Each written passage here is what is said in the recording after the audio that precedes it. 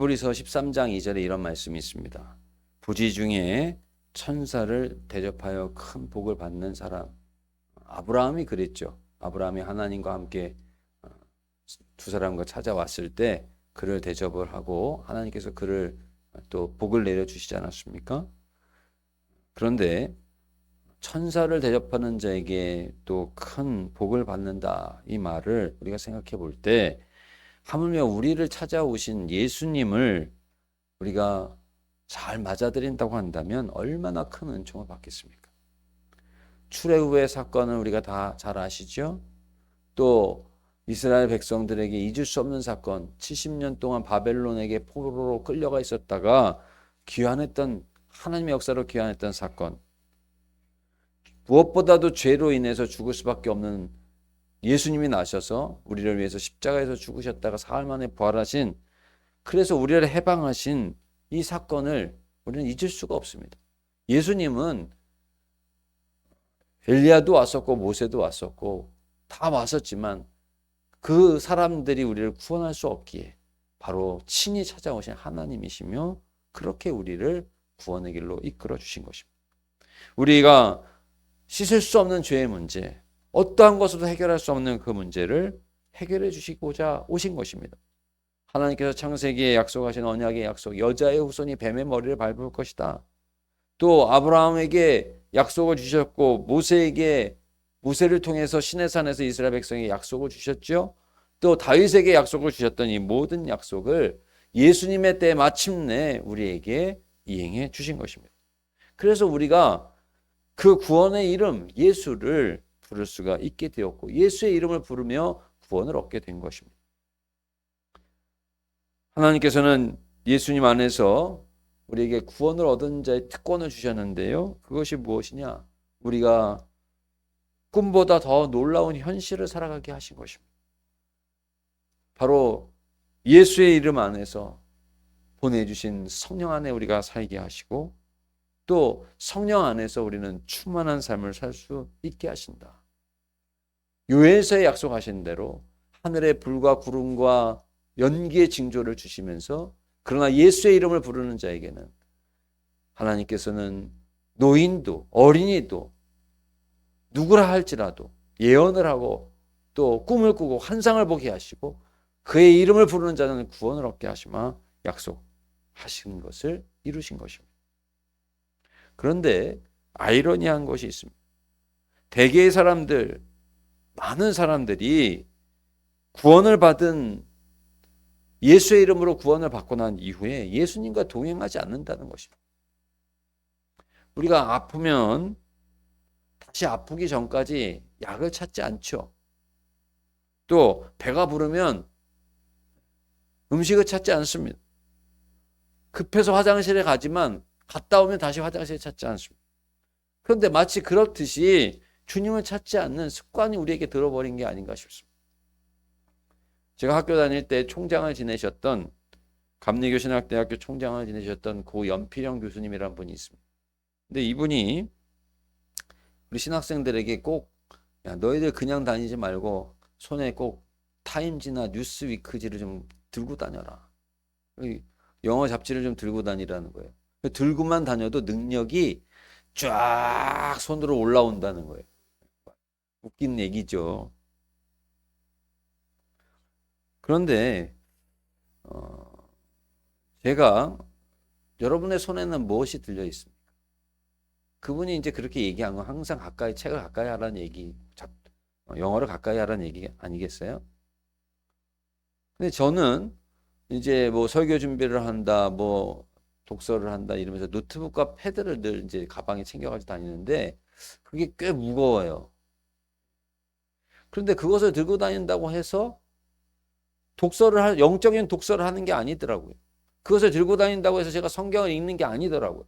물론 그 안에 노트북을 열면 성경책도 나오고 설교문도 읽을 수 있고 뭐 많은 걸 할 수 있지만 영적인 독서 그 자체를 보장해 주는 것이 아니더란 말입니다. 차라리 성경 한 권을 가지고 다니면서 수시로 열어보는 게 더 유익할 때가 많더라는 것을 제가 문득 생각하게 되었어요. 왜냐하면 가지고 다녀서 유익을 얻는 게 아니라 읽어야 되는 것이기 때문에 그렇죠. 로버트 멍어라고 하는 분이 내 마음 그리스도의 집이라고 하는 책을 썼는데 작은 그림책입니다. 그 책에 주님께서 이제 그 집 문을 두드려서 주님이 우리 집으로 들어왔는데 주님께 이제 우리 집을 곳곳을 보여드리는 거예요. 그런데 우리 주님께서 거하실 방이 없는 겁니다. 여기에 또 내가 나중에 쓰려고 쌓아놨던 짐들이 가득하고 저기에는 또 쓰다가 지금 당장은 쓰지 않는 짐들이 가득하고 여기에는 또 뭐로 가득하고 이래서 사용하다 실증나지 않은 것들 그런 것들을 또 가득 쌓아. 주님이 계실 곳이 없는 거예요. 주님께서 그곳을 싹 정리를 하시고 함께 주님과 함께 거하기 위해서는 그 방을 정리하지 않고 어떻게 같이 거하겠어요? 아무리 좋은 책을 가지고 있어도 읽지 않으면 소용이 없고요. 우리가 꿈꾸는 것 이상 더 놀라운 현실을 살아갈 수 있는 은총을 예수의 이름으로 받았다 할지라도 우리가 정작 주님과 동행하면서 한 걸음을 걸어 나가려고 하지 않으면 아무 소용이 없구나 이런 생각이 들었습니다. 우리는 정작 무엇을 들고 다니고 무엇을 하려고는 했지만 주님과 함께 하려고 했느냐 하는 것입니다. 구원을 받았고 심지어는 우리는 구원을 받았지만은 그 구원을 허락하여 주신 주님을 잊고 있지 않느냐. 세상사에 매여가지고 말이죠. 주님과 동행하지 않고는 그 누구도 주님 주시는 능력을 얻을 수 없고요. 은총을 얻을 수 없는 것입니다. 그게 당연한 거죠. 구원은 받았지만 다시 말해서 주님과 동행하면 구원도 받고 능력도 받지만 주님과 동행하지 않기 때문에 구원은 받았지만 능력을 받지 못한 무익한 종으로 살아갈 수밖에 없게 되었다라고 하는 말입니다. 오늘 말씀은 베드로가 오순절에 천하 각국에서 온 사람들에게 120명이 함께 기도하다가 베드로와 함께 기도하던 중에 성령이 강력하게 임하셨습니다. 그래서 불길같이 임한 그 성령으로 말미암아 그들이 성령의 충만을 받고요. 각 곳에서 예루살렘에 이제 메시아가 날 것을 대망하면서 모인 사람들, 각국에서 흩어져 살던 사람들이 다 모였잖아요. 그러니까 전에 자기가 살고 곳에 그 방언을 자기들은 알 텐데 이 120명이 함께 기도하던 중에 성령을 받으니까 그 당시에 예루살렘 사람들이 즐겨 사용하던 말이 아람어였단 말이에요. 근데 아람어로만 말한 게 아니고 각 곳에서 있었던 메대말로 또 헬라말로 하고 여러 가지 말을 다 사용을 해서 그 사람들이 자기의 지역에서 나는 그 방언으로 이 베드로나 또는 그 120명의 사람들 남녀노소 사실은 배운 사람도 없는 거죠. 그렇게 학식이 많은 사람도 아닌 갈릴리 촌사람들인데 그 사람들이 각 곳에 난 그 방언으로 유창하게 이야기하고 자기들이 알아들을 만한 이야기를 하는 것을 듣고 깜짝 놀랐습니다. 그리고 그 중에서는 그 말을 못 알아듣는 사람들도 있었는데 그 사람들은 자기들이 모르는 소리를 해대니까 저 사람들 세술에 취한 게 아니냐 이렇게 비난하는 사람도 물론 그곳에 있었습니다. 그런데 이런 비난하는 사람들이 있고 또 놀란 사람들은 저게 도대체 무슨 일이냐 깜짝 놀랐으니 베드로가 그 중에서 일어나서 120명 중에서 일어나서 각국에서 온 사람들에게 이제 이게 도대체 무슨 일인지를 설명을 하는 게 오늘 우리가 봉독한 내용입니다. 오늘 22절 이스라엘 동포 여러분 이 말을 들으십시오. 여러분이 아시는 바와 같이 나사렛 예수는 하나님께서 기적과 놀라운 일과 표징으로 여러분에게 증명해 보이신 분이십니다. 하나님께서는 그를 통해 여러분 가운데서 이 모든 일을 행하셨습니다. 그런데 23절 여러분은 그 예수님을 십자가에 하나님의 표징으로 오시고 놀라운 기적으로 오신 그분을 맞아들이기는커녕 십자가에 못 박아 죽였습니다. 그러나 여러분이 존경하는 사람 있죠? 여러분 지금도 이스라엘이 가장 존경하는 사람이 있습니다. 다윗이라는 사람이에요. 다윗. 이스라엘의 황금기를 이끌었다. 이스라엘의 역사의 틀을 놓았다. 다윗이라고 하면 그들이 너무너무 좋아합니다. 데이비드라고도 하죠. 근데 이 다윗을 이들이 너무나도 꿈꾸고 좋아하고 다시 우리 왕 중에서 그런 왕이 났으면 좋겠다. 우리를 그런 사람이 앞으로 장차 이끌어줬으면 좋겠다. 그렇게 대망하고 있는 사람이 바로 다윗인데 이 다윗이 뭐라고 얘기했는지 베드로가 그 다윗의 말을 인용해서 말을 하는 것이 바로 오늘 우리가 봉독한 본문의 내용인 것입니다. 베드로는 그 증거를 하면서 오늘 이제 선포했을 때 5천 명이 변화되는 역사가 나타나거든요. 베드로의 이 성령이 충만해서 다윗을 언급하며 증명한 이 내용의 설교를 듣고 사람들이 각국에서 온 사람, 비난하던 사람들 다 회개를 하고 변화를 받는 역사가 나타나는데 오늘 우리가 이 베드로가 도대체 어떤 증거를 했는지 함께 나누면서 우리도 주님과 동행하는 기쁨과 은총이 우리 성도님들에게 가득하시기를 축원합니다. 첫째는 앞길을 인도하시면서 붙드시는 주님을 바라보면 흔들리지 않는다. 한번 따라서 해볼까요? 앞길을 인도하시며 붙드시는 주님을 바라보자. 우리 앞길을 인도하시고요. 또 우리를 붙들어 주시는 주님을 바라보자는 거예요. 그러면 어떻게 된다? 흔들리지 않는다. 결코 흔들리지 않는다. 오늘 25절 다윗이 그를 가리켜 말하기를 나는 늘 내 앞에 계신 주님을 보았다. 나를 흔들리지 않게 하시려고 주님께서 내 오른쪽에 계시기 때문이다. 다윗은 결코 흔들리지 않았어요. 왜 흔들리지 않았다고 고백합니까? 내 앞에 계시고 내 오른편에서 나를 도우시는 주님을 바라보았기 때문이다. 25절에 이렇게 말씀합니다. 여러분 흔들리지 않지만 다윗의 삶을 생각하면 고난과 역경이 참 많았습니다. 그가 처음에 그냥 왕 된 게 아니잖아요. 그런데 꼭 고난과 역경을 거쳐야지만 흔들리지 않는 건 좋지만 고난과 역경을 거쳐야 되는 것입니까? 우리는 이렇게 묻기도 할 수 있습니다. 제가요 정선에서 이제 본 일인데 강원도 정선에서 그 수해가 2번 크게 났어요. 도암이라는 땡이 무너져가지고 그 튼튼하게 생긴 다리도 다 끊어지고 막 이랬습니다. 그런데 끊어지고 난 다리를 다음에 어떻게 복구를 하나 봤더니 2번 수해가 나니까 사람들이 이제 제대로 다리를 세워야 되겠다 싶었나 봐요. 그랬더니 그 다리를 놓는데 덤프트럭을 갖다가 처음부터 흙을 해가지고 이렇게 막 제방을 쌓듯이 엄청 단단하게 롤러 큰 중장비 기계 있잖아요. 그걸로 포크레인으로 흙을 쌓으면 그걸로 갖다 밀고 고르고 밀고 고르고 밀고 몇 주간을 그걸 하더라고요. 아니 도대체 다리는 언제 놓는 거야? 싶을 만큼 그렇게 땅을 고르더라고요. 마치 진흙과 같은 땅을요 단단하게 골아놓던 걸 제가 보았습니다.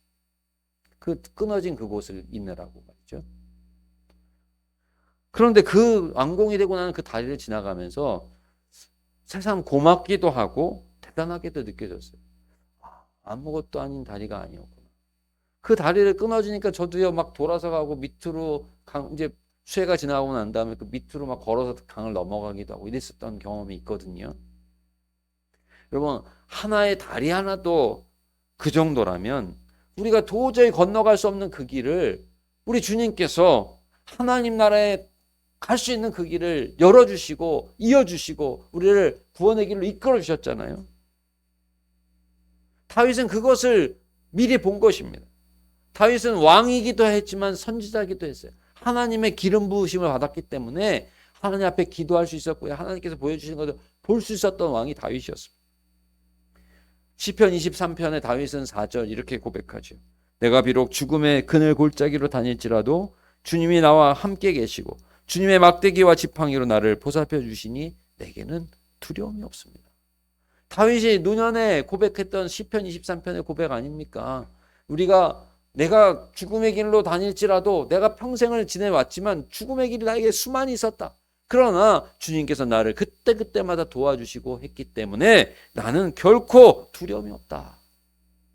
곁에 계신 주님이 계시기 때문에 고난과 역경을 지금도 그때도 그랬고 지금도 나는 결코 두려워하지 않는다는 것이 다윗의 고백이었던 것입니다. 다윗은 주님이 항상 곁에 계시기 때문에 흔들리지 않았다. 이렇게 고백을 하면서 더 나아가 주님을 찬양을 합니다. 오늘 26절 주님이 나를 흔들리지 않게 하시니 내가 어떤 삶을 살 수 있느냐? 그러므로 내 마음은 기쁘고 내 혀는 즐거워하였다. 내 육체도 소망 가운데 살 것이다. 여러분, 우리가 구원의 능력을 받은 사람들 아닙니까? 구원만 받은 것이 아니라 구원의 능력을 받은 사람입니다.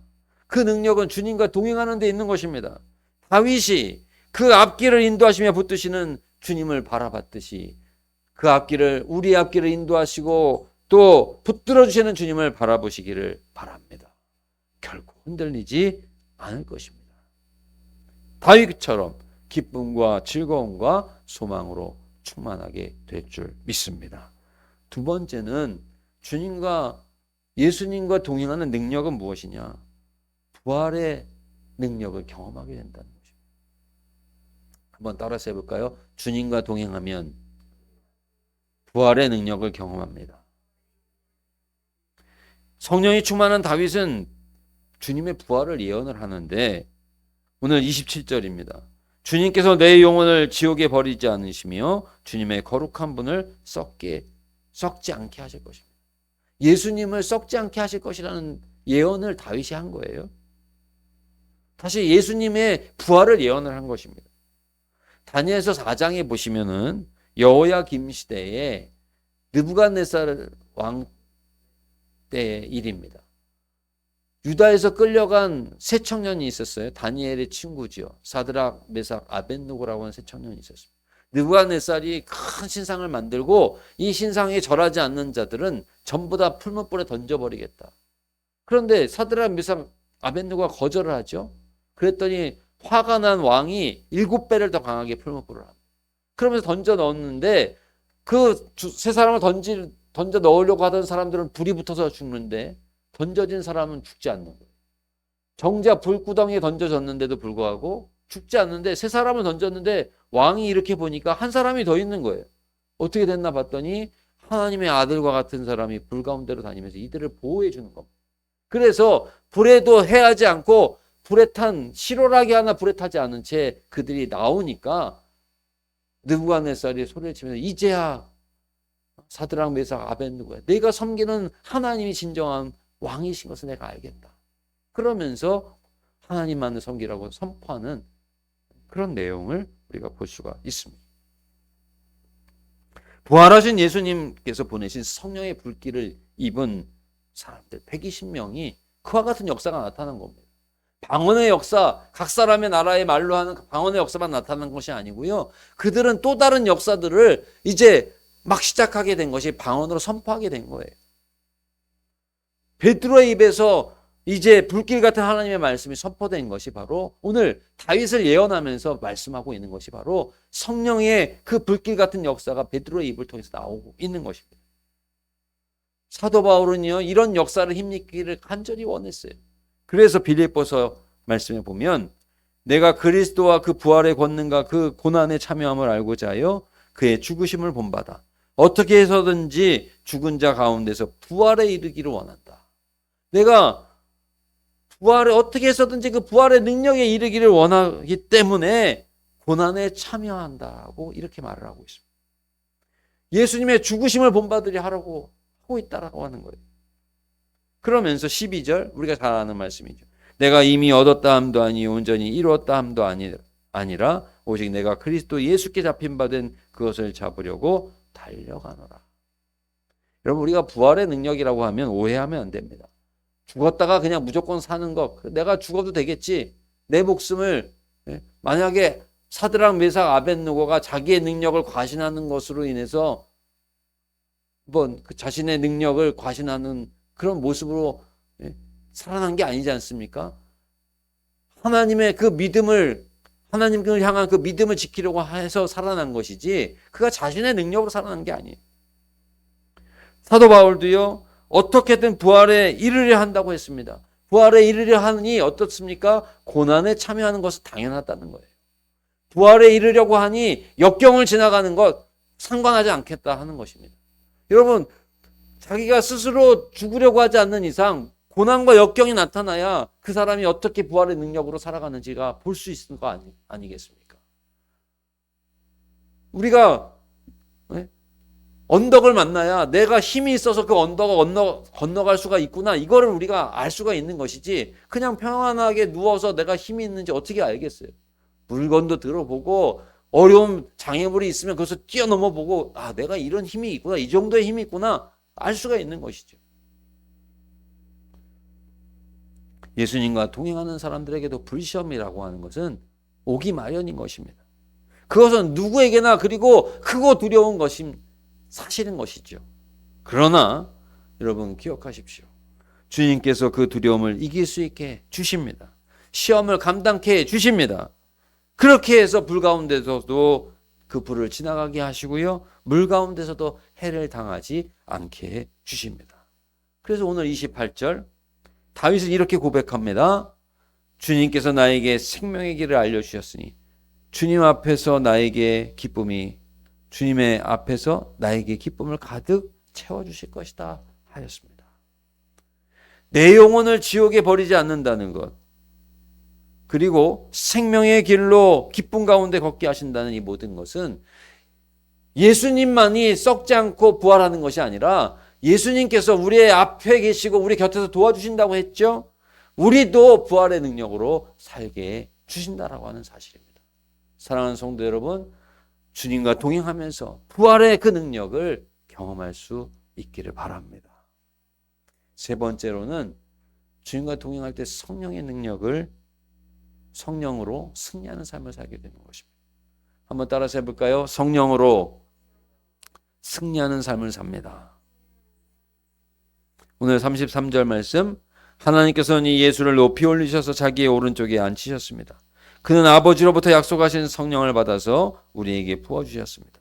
여러분은 지금 이 일을 보기도 하고 듣기도 하고 있는 것입니다.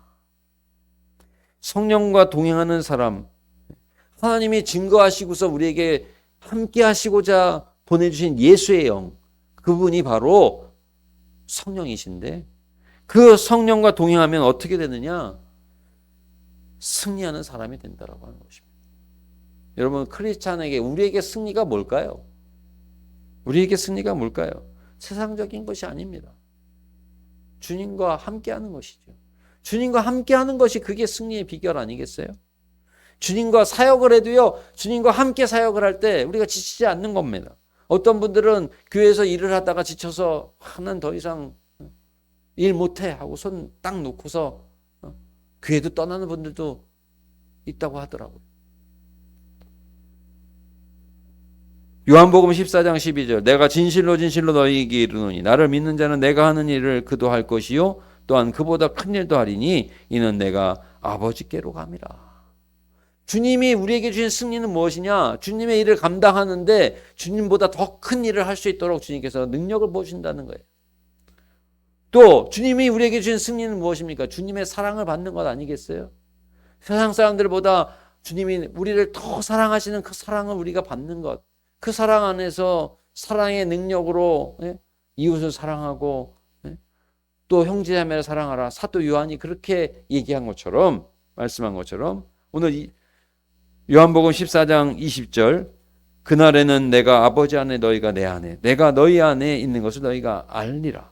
나의 계명을 지키는 자라에 나를 사랑하는 자니 나를 사랑하는 자는 내 아버지께 사랑을 받을 것이요 나도 그를 사랑하여 그에게 나를 나타내리라.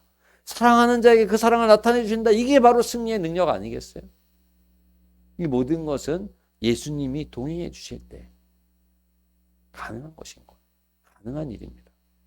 요한복음 14장 16장 13절, 그러나 진리의 성령이 오시면 그가 너희를 모든 진리 가운데로 인도하시리니 그가 스스로 말하지 않고 오직 들은 것을 말하며 장래일을 너희에게 알리시리라.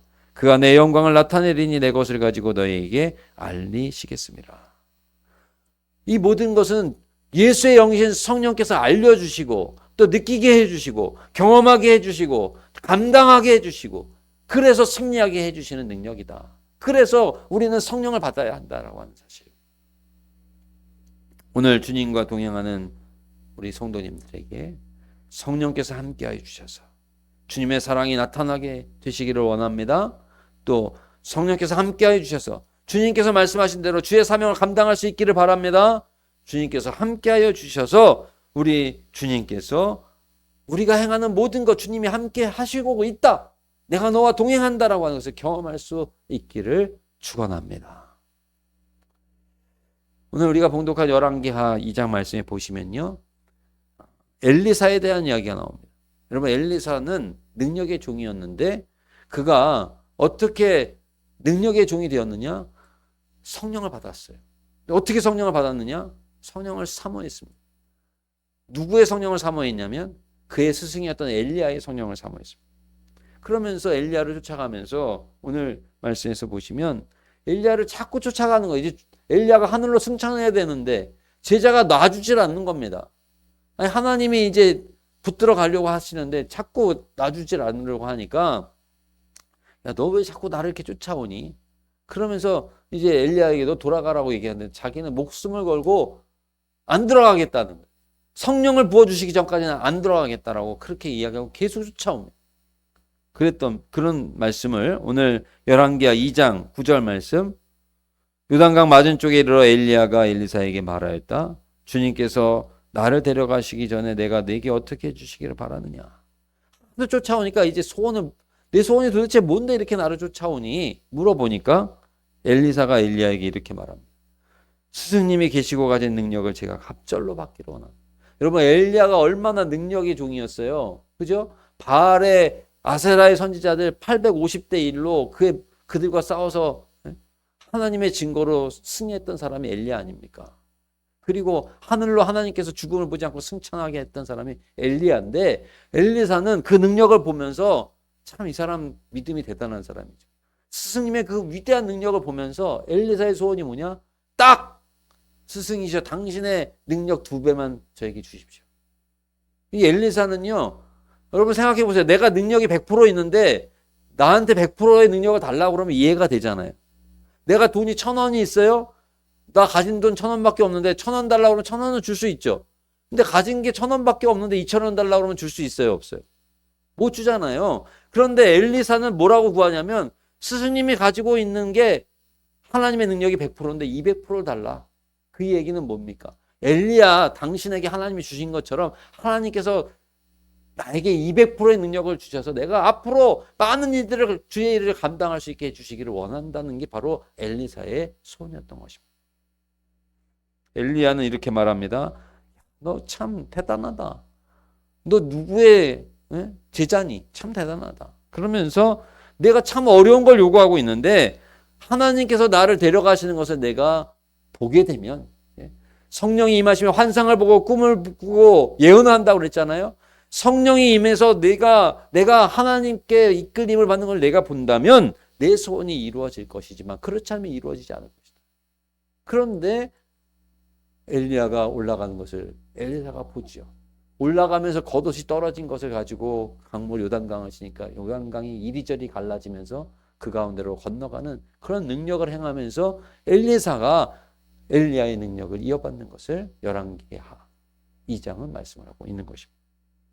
또 오늘 사도행전 2장 말씀에 보니까 뭐라고 말씀합니까?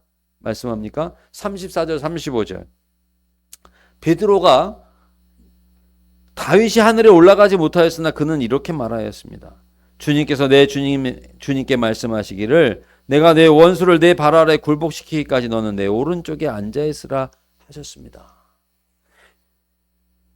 주님께서 이제 부활의 능력으로 올라가시면서 뭐라고 얘기를 하시냐면 그 주님께서 부활의 능력으로 행하는 자에게 내 오른편에 앉아 있어라. 내 발 아래 모든 원수를 굴복시키겠다는 거예요. 다시 말해서 성령의 능력으로 행하시면서 주님께서 부활의 역사를 일으키시고 그리고 또 다윗에게 무엇을 보여주셨느냐? 성령의 능력으로 행하시는 그 사람들에게는 모든 무릎을 주님 앞에 꿇게 하셨던 것처럼 모든 악한 것들, 모든 대적자들이 다 그 원수들이 발 아래 꿇어질 수 있도록 역사해 주시겠다라고 말씀하시고 있는 것입니다. 이스라엘은 이런 은총에 예수님을 어떻게 했느냐? 오늘 36절 마지막 말씀입니다. 여러분은 어떻게 했습니까? 이렇게 복의 근원이 되신 예수님을 어떻게 대했습니까? 확실히 보십시오.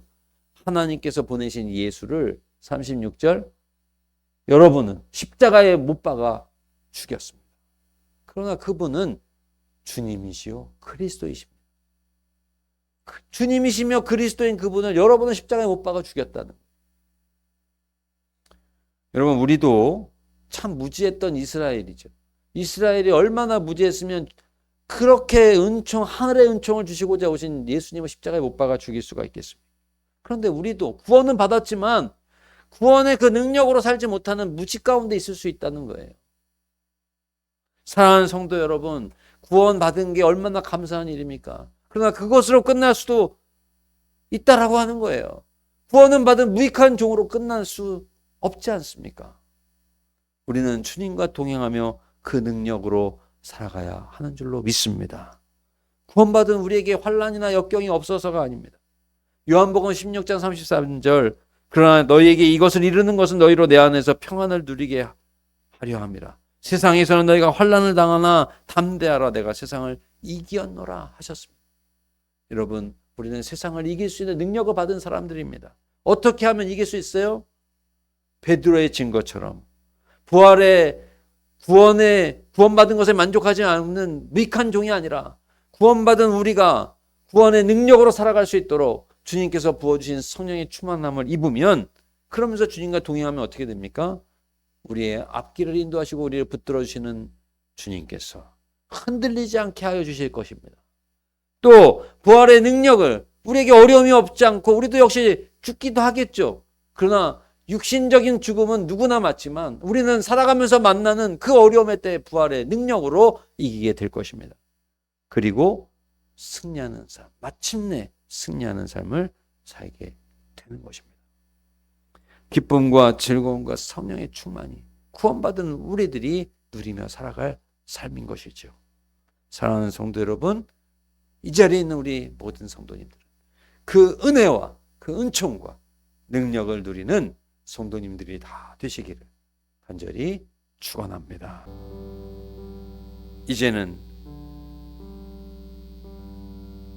우리를 죄의 사슬에서 끊어 구원하여 주신 우리 주 예수 그리스도의 크신 은혜와 독생자를 아낌없이 보내주신 하나님 아버지의 그 크신 사랑과 우리와 함께 하시며 우리를 붙들어 주시는 성령님의 그 놀라우신 역사하심이 오늘 예배를 드리며 예수님과 동행하는 그 능력으로 살아가기를 소망하는, 또 결단하는 사랑하는 모든 성도님들에게 이제로부터 영원토록 함께하여 주옵시기를 간절히 축원하옵나이다. 아멘.